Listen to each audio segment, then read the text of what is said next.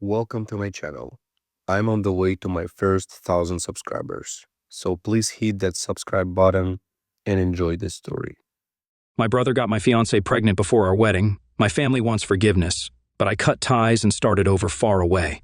This is going to be a long story, and it's just as crazy as it sounds. I'll try to be as succinct as possible, but there's a lot to cover here. I don't care if anyone believes this or not, it's so absurd that I need to vent. Also, I'm not going to sugarcoat anything, but I will omit any specifics that could identify me to anyone who is unfamiliar with the scenario. I'm 32 years old, and until a few months ago, I was engaged to my 5-year girlfriend. We'll call her Sarah. My younger brother Mike is 29 and has always been the golden kid in our family. To truly grasp the gravity of this betrayal and why it has hit me so hard, I need to give you some background on our family and how we arrived at this point. Growing up, Mike could do no wrong in our parents' eyes, whereas I was continually chastised and punished for minor infractions. This wasn't your average sibling rivalry or subtle favoritism, it was obvious and intense. Mike would break something, and I would be accused. He'd start a fight, and I'd get grounded. If we both got straight A's, he'd get a new video game console, and I'd get a pat on the back and a reminder to keep it up. Our parents, Tom and Linda, were constantly making excuses for their actions. Mike's younger, he needs more attention, or you're the older one, you should know better, or Mike's just more sensitive, we have to be careful with him. The relentless assault of false standards and gaslighting made me feel useless and despised in my own house. As we grew older, the preference became more evident. When I was accepted into a good college on a partial scholarship, my parents scarcely recognized it. However, when Mike opted to attend community college, they gave him a lavish celebration and purchased him a car to travel in. Never mind that I had been biking 5 miles each way to my part-time job for several years. I moved out as quickly as possible to avoid the toxic environment at home. I supported myself through college by working 2 jobs and taking out loans. Meanwhile, Mike dropped out of school after 1 semester, citing that college was not for him. Our parents wholeheartedly backed his decision, commending him for knowing himself and not conforming to societal expectations. They even financed his string of failed business enterprises over the following few years. Regardless of how much distance I tried to put between myself and my family, they always found a way to bring me back. Holiday dinners were a nightmare of subtle insults and not-so-subtle parallels. Oh, you're still in that entry-level position? Well, Mike is considering establishing another business. He's very entrepreneurial. Never mind that I was establishing a secure profession while Mike depleted our parents' retirement money. Despite everything, I tried to keep my friendship with Mike. He was still my brother after all. However, it was always one-sided. I'd reach out and attempt to connect, but he'd either ignore me or find a way to make the conversation into a game he could win. If I was promoted, he would suddenly have a big opportunity coming up. If I started dating someone, he would inevitably be in a serious relationship. I met Sarah while trying to reunite with Mike. She was a friend of one of his short-lived girlfriends, and we clicked immediately. Sarah was everything I wanted in a partner: brilliant, humorous, kind, and stunningly beautiful. We began dating, and for the first time in my life, I felt truly satisfied and valued. My folks obviously were not pleased. They made sarcastic remarks about Sarah being out of my league and asked what she saw in me. Mike, on the other hand, became quite interested in my life. He was always asking about Sarah, wanting to know everything about her. At the moment, I was just relieved that he seemed to care about things in my life. Looking back, I should have noticed the red flags. Sarah and I moved in together after a year of dating, and it was fantastic. We both had solid professions, traveled, and discussed the future. I began to believe that just maybe I could have the life I had always desired: a good profession, a loving partner, and perhaps children eventually. I proposed to Sarah on our 4th anniversary. It was nothing fancy, simply a simple supper at home and a moving speech. I was ecstatic when she said yes. We planned to have a long engagement and spend our time arranging the wedding. We weren't rushing. We had our entire lives ahead of us, or so I believed. When we told my family about our engagement, their emotions were diverse to say the least. My mother put on a fake smile and remarked, "Oh, how nice," in a tone that implied it was anything but. My father grunted and murmured, "Good luck with that," before returning to the television. Mike, however, had the weirdest reaction. He congratulated us, but there was something strange about his smile, almost predatory. I dismissed it at the time, attributing it to my own fears. The following year was filled with wedding plans and job stress. Sarah and I were both working long hours at our jobs to save up for the wedding and a down payment on a home. We hadn't seen each other as much as we used to, but I assumed it was simply a phase every partnership goes through. Difficult times, right? Looking back, I should have seen the indications. Sarah grew distant, always on her phone, smiling at texts from people she swiftly dismissed as business friends. She began going out more with her companions, arriving home late and smelling of wine and cologne, but I fully trusted her. I never considered that she may be cheating, let alone with my own brother. Sarah began acting strangely around months ago. She was moody, irritated, and always nauseous. I was excited by the possibility that she might be pregnant. We hadn't tried, but we had discussed the possibility of having children in the future. I began to plan how I would help her, thinking nursery colors and baby names. Then, one night, she sat me down with tears in her eyes and delivered the bomb. She was pregnant, but it was not mine. I was stunned. We hadn't been intimate in a while due to our hectic schedules, but I never expected her to cheat on me. When I asked who the father was, she broke down and mumbled, "It's Mike." My entire universe came crashing down at that moment. Everything I thought I knew, everything I'd based my existence on, came crumbling down. I could not breathe, I could not think. All I could feel was an overwhelming sense of betrayal and loss. Sarah attempted to explain, her words coming out quickly between sobbing. Apparently, it began during our engagement party. Mike had approached her and informed her that she was making a mistake by marrying me. He played on her insecurities, telling her she could do better and that he could provide her with everything I couldn't. It wasn't a one-time occurrence, they'd been having an affair for months. I kicked Sarah out that night. I couldn't bear to look at her or be in the same room with the woman who had deceived me so totally. She begged me to forgive her, explaining that it was a mistake and that she loved me. But all I could think of was how many times she had lied to my face and been with my brother while wearing the ring I had given her. After Sarah left, I contacted Mike. I can't recall what I said, it was all a swirl of wrath and pain. He initially tried to play it casual, claiming that it was merely a drunken mistake and had no meaning. But when I questioned him, he became defensive, saying, "Well, maybe if you'd been a better fiancé, she wouldn't have come to me." I saw red. I got into my car and headed to his apartment, determined to do something that would make him regret what he said. I'm not sure what I was planning to do, but when I arrived, our parents were already there. Mike apparently called them first, telling them a narrative about Sarah seducing him and how sorry he was. And you know what? They believed him. They always do. My mother immediately began lecturing me about forgiveness and family, while my father simply stood there with his arms crossed, looking disappointed in me, but not in his beloved Mike. I tried to explain what had actually happened, but they wouldn't listen. They kept telling me that I needed to forgive Mike and support Sarah throughout her pregnancy because family comes first. I lost it. Years of pent-up resentment and anger spilled forth. I told them exactly how I felt about their twisted sense of devotion, how they'd always favored Mike over me, and how they'd never taken my side or backed me. I told Mike that he was no longer my brother and that he had died. I told my parents they could have the son they'd always wanted because they didn't have me. I stormed off, ignoring their cries and pleads. I drove for hours with no destination in mind, only a want to be away from everything and everyone. When I eventually got home, I discovered dozens of missed calls and messages. Sarah begged for another opportunity, as Mike alternated between apologies and accusations. The majority, however, came from my parents, who demanded that I grow up and make amends. I ignored them all, rarely eating and sleeping.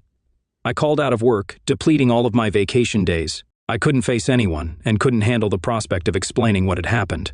I just sat in my apartment revisiting every detail of my relationship with Sarah and every interaction with Mike, trying to figure out where I went wrong. It has been 3 months now. I've relocated to a new apartment, changed my phone number, and begun treatment to deal with all of this, but my family will not give up. Despite my efforts to cut off communication, they continue to intrude in my life. They've begun showing up at my office, attempting to ambush me and push a reconciliation. My mother confronts me in the parking lot, wailing about how I'm ripping the family apart. My father left harsh voicemails, telling me to man up and forgive Mike. Mike himself has attempted to approach me several times, but I've managed to dodge him thus far. They've even dispatched flying monkeys disguised as extended family members to guilt-trip me into forgiving Mike. Aunts, uncles, and cousins I haven't spoken to in years are suddenly calling, telling me how important family is and how I should let bygones be bygones.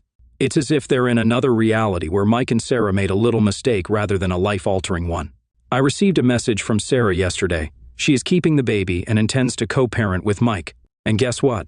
My parents are overjoyed to become grandparents, forgetting the circumstances and the harsh remarks they used to make when Sarah was with me. The letter was full of apologies and explanations, including how she and Mike discovered real love via this terrible scenario. She even had the nerve to suggest that she hoped we could all become friends eventually for the sake of the child. I am at my wit's end.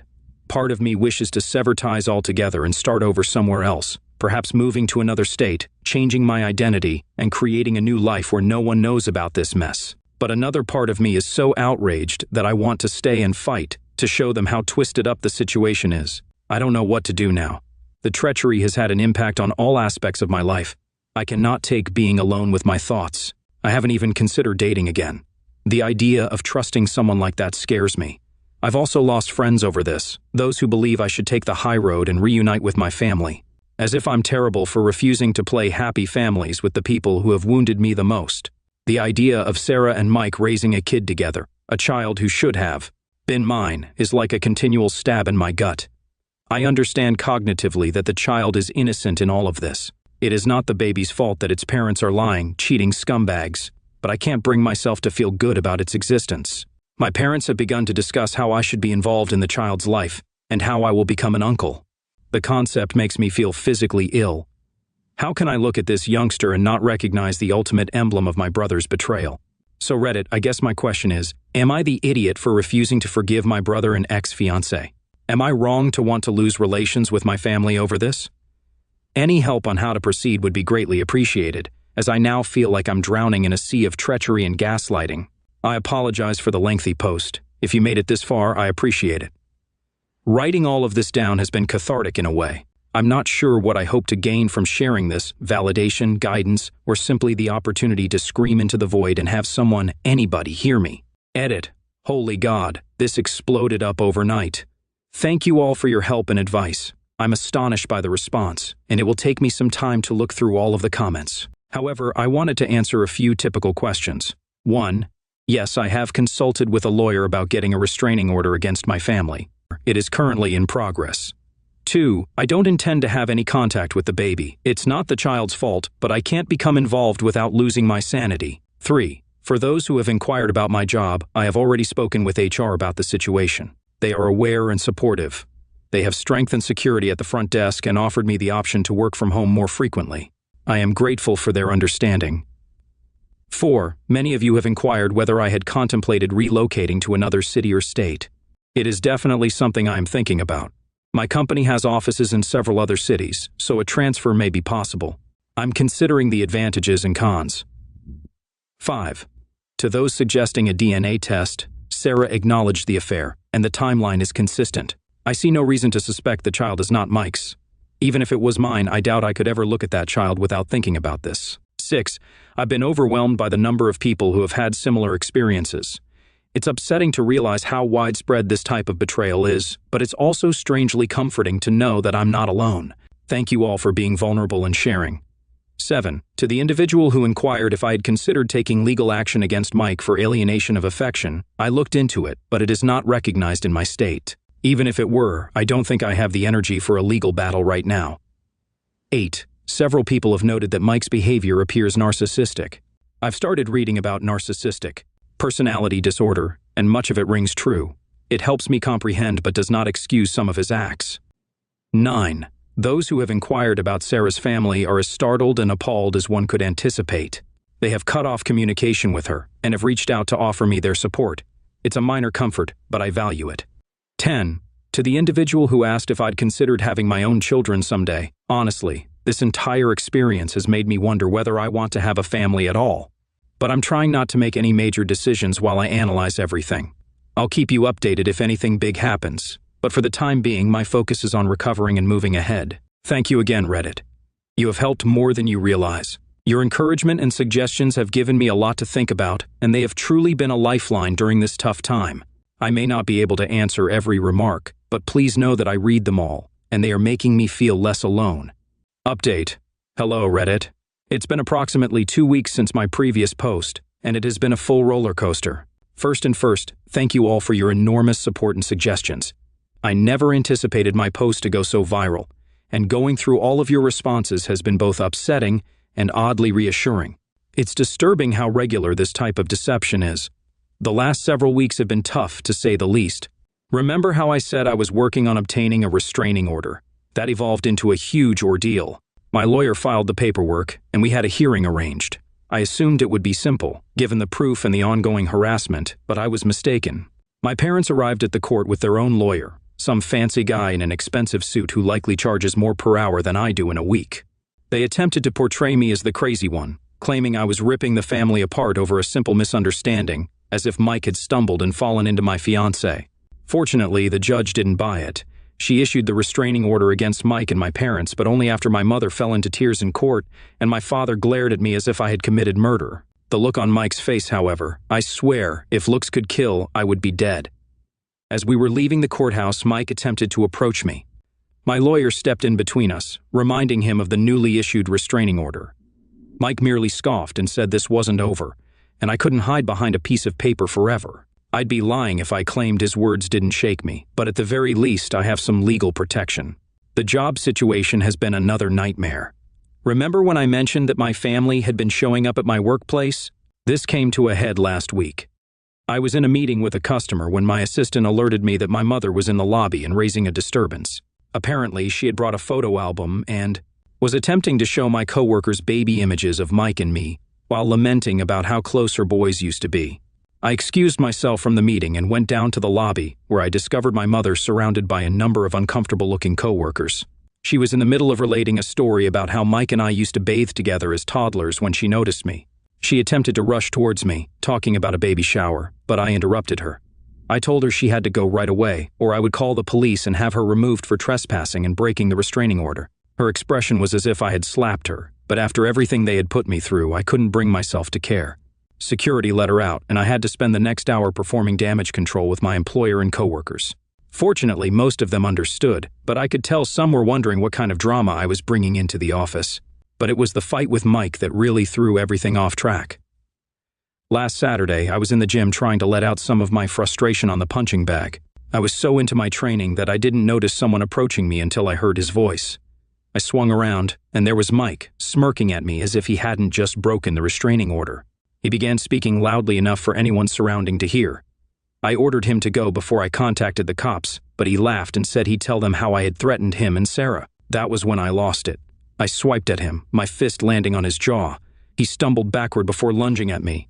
We ended up on the floor, trading blows like kids again, except this time, there were no parents to separate us, no one instructing me to be the larger person and let Mike win.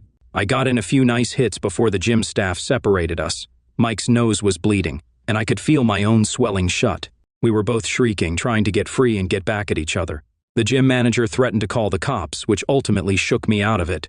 I grabbed my belongings and fled. I was driving home, still shaking from adrenaline, when I received a call from an unknown number. Against my better judgment, I responded. Sarah was shouting at me about how I had broken Mike's nose and that he could require surgery. I couldn't help laughing. The ridiculousness of her being upset with me after what they'd done was simply too much. I apologized if I had upset her little boyfriend, whom she had been sleeping with behind my back for several months. She began sobbing, complaining about how anxious she was, how the baby could detect her pain, and how I could be so selfish. I hung up and blocked her phone. The aftermath from the brawl was severe. The news had spread like wildfire throughout our social circle.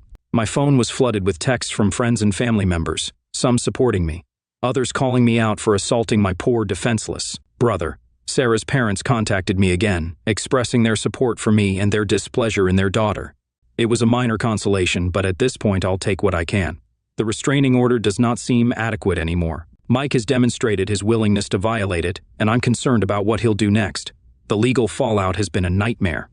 My lawyer called me the day after the gym incident. Mike apparently filed assault accusations against me. I recounted what had happened, how Mike had violated the restraining order and provoked me. My lawyer groaned and said we'd fight it, but it might be a tough struggle, considering that I threw the first punch. We are in the process of bringing our own charges against Mike for breaking the restraining order. My lawyer is convinced that this will benefit our case, but nothing is guaranteed.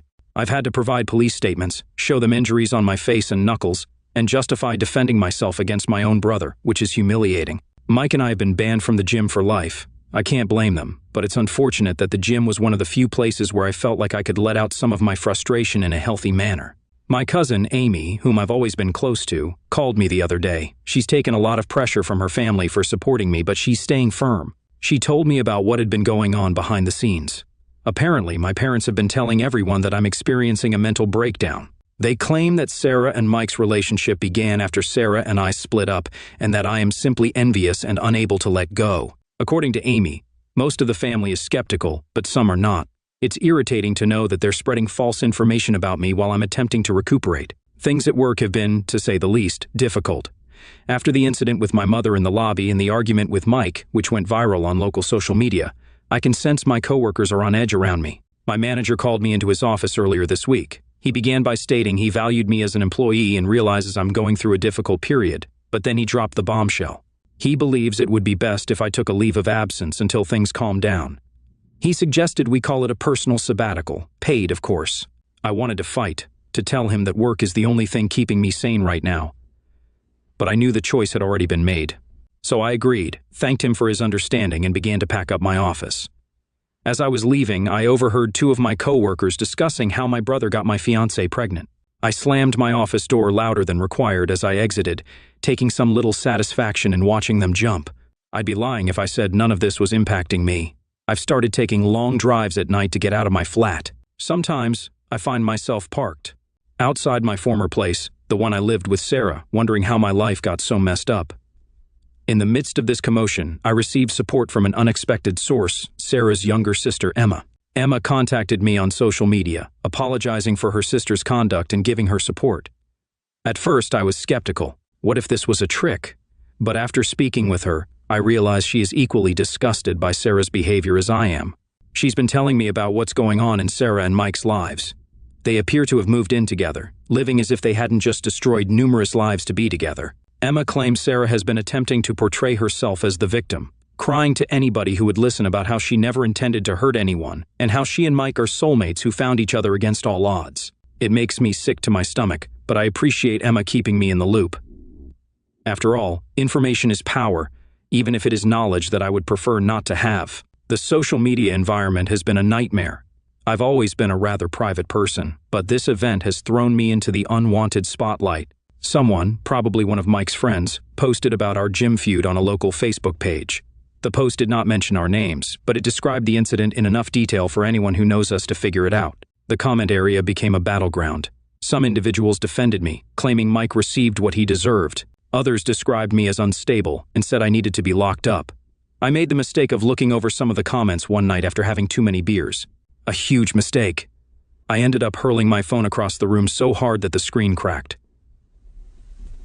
Since then, I've canceled most of my social media profiles. I can't deal with the continuous notifications and messages from folks I haven't spoken to in years who suddenly want to know all the juicy details about my personal life.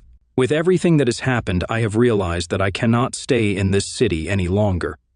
There are too many memories and chances to run into Sarah, Mike, or my parents. I've started looking for internal moves, and there's a promising opportunity in our Seattle office. It's not ideal. I've never been a fan of continual rain, but at this point, I'd move to the moon to avoid all of this turmoil. I haven't made any final decisions yet, but the concept of a fresh start is becoming increasingly intriguing. New city, new apartment, new life, where no one recognizes me as the guy whose brother cheated on his fiancée. My folks have been unusually silent since the restraining order was granted. I'm waiting for the other shoe to drop, for them to figure out a new method to force their way back into my life. Sarah has been spreading the word about her pregnancy far and wide. Emma tells me she's been posting continuous updates on social media, ultrasound photographs, belly shots, and so on, with a message about how blessed she and Mike are, and how thrilled they are to start their family. Each new piece of information feels like a fresh wound, triggering the pain just as I thought I was beginning to recover. So, that is where things stand right now. 2 weeks ago, I believed my life couldn't possibly get any worse. Yet it has. I'm still angry and wounded, but also weary. I am tired of justifying myself. So, Reddit, I suppose this is less of an update and more of, I'm not sure. A cry into the void. I'm not sure what I'm asking for right now. Advice, pity, or a time machine that allows me to never introduce Sarah to my brother. Whatever happens next, I will attempt to keep you all informed.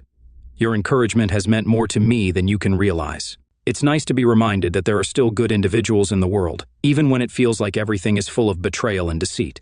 Final update. Hello, Reddit. It's been a week since my previous update, and I'm here with what I expect to be my final post on this whole disaster. First and foremost, I'd like to thank everyone for their help and guidance throughout this journey. Your writings have been a lifeline in the worst times of my life. So, where to start? A lot has happened in just 7 days, and I'm still trying to digest everything. I guess I'll start with the major news. I'm relocating. Yes, I took the risk and accepted a transfer to our Seattle office. It was not an easy decision, but after everything that had happened, I felt I needed a new start. The choice came following an especially difficult day last week. I had just returned from another meeting with my lawyer regarding Mike's assault allegations when I saw a note in my mailbox. It came from Sarah. I almost tossed it out before opening it, but curiosity got the best of me. Inside, there was an ultrasound image and a handwritten letter stating how pleased she and Mike were about their baby. She went on to say that she hoped I could find it in my heart to be pleased for them, and that the baby would be delighted to have its uncle in its life. I saw red. Before I realized it, I'd grabbed my phone, unblocked Sarah, and dialed her number. She picked up on the second ring, and I simply let go. I informed her exactly how I felt about her, Mike, and their beautiful little family. I told her she was insane if she believed I'd ever want to do anything with that kid, and that she, Mike, and the baby could all go to hell. It wasn't my best moment, but I felt like I finally shouted everything I'd been keeping back. That's when I realized I couldn't stay in this city anymore.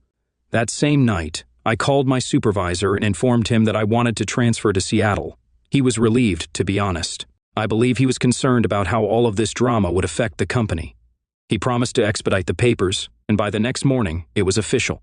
I had 2 weeks to collect my belongings and relocate across the nation. My family and social circle were quick to learn about my move. My folks, unsurprisingly, were outraged.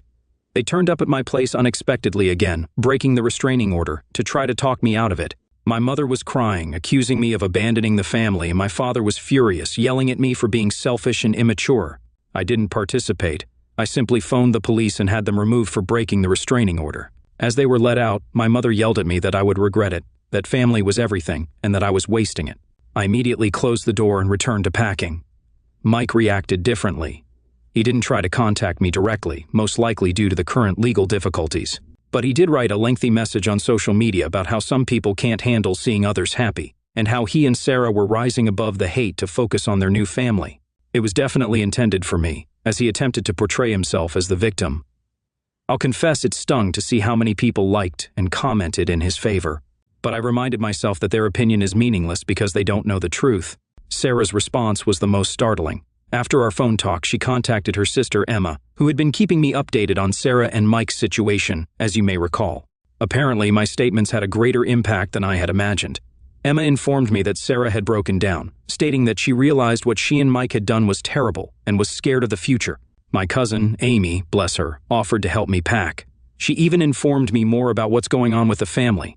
Amy told me that my aunt, my mother's sister, had a heated argument with my mother, accusing her of always favoring Mike and pushing me away.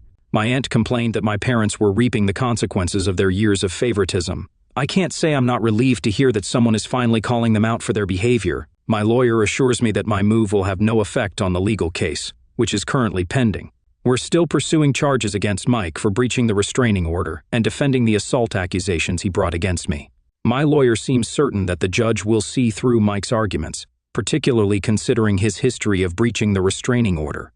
The fact that I'm going across the nation should also show that I'm not a threat to Mike, which may help get his charges dropped. I don't know if I'll post any further updates after this. Part of starting over is putting the past behind, and as helpful as this group has been, I believe it is time for me to move on from revisiting this narrative. I need to focus on creating my new life rather than obsessing on the past. So I believe this is my final update. Wish me luck, Reddit. I've got a whole new life ahead of me in Seattle, and I intend to make the most of it. Thank you so much for staying till the end. If you enjoy our videos, don't forget to like, share, and subscribe. Have a good day. Thank you for watching. If you haven't subscribed yet, please do so and hit the notification bell to stay updated with more shocking real-life stories happening around you.